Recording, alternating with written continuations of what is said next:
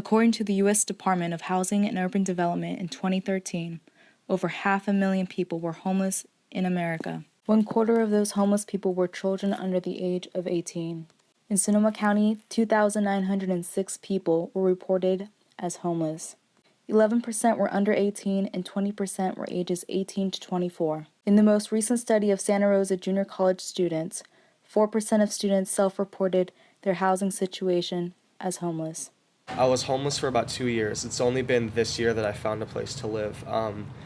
It was, I think, May 4th of 2014, my junior year of high school.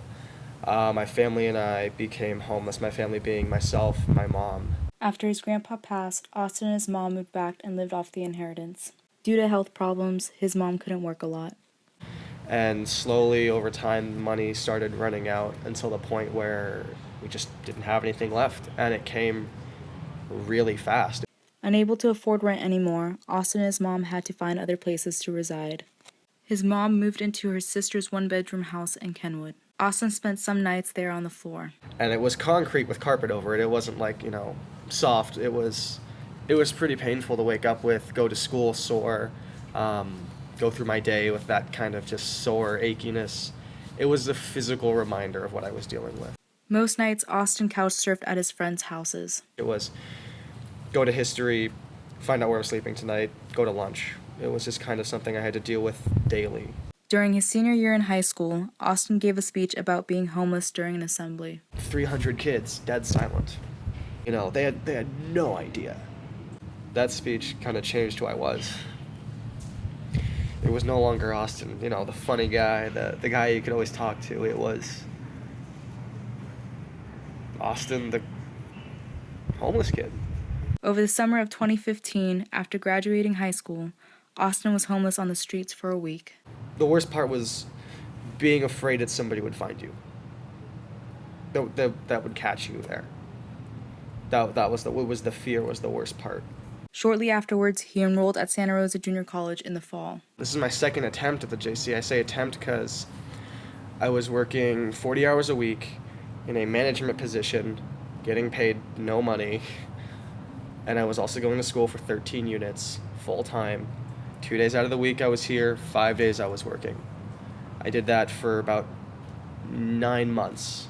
In an effort to save up to afford rent, Austin spent most of his energy and time working. School became second priority. I ended up having to drop out of my classes because I was doing so poorly in them. Unfortunately, many SRJC students experienced similar difficulties between living and school. Around 800 students were reported like they were housing insecure, and some sort of like they were sleeping on in people's couches, in their cars, shelters. To address this issue, Enrique organized and led Homeless Student Awareness Day on March 8 at the Santa Rosa campus.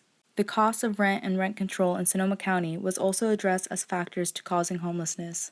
Just the effect of the rising rents in Santa Rosa and how that would lead to more people not having homes or having to do something else to figure out their living situation. Austin spent 3 months trying to find a place to rent. When they asked about my rental history, because I didn't have any when I applied, I told them, I've been homeless or I've been staying with these people, and they just kind of get this reaction of, oh, nobody would rent to you if you didn't already have somewhere to live.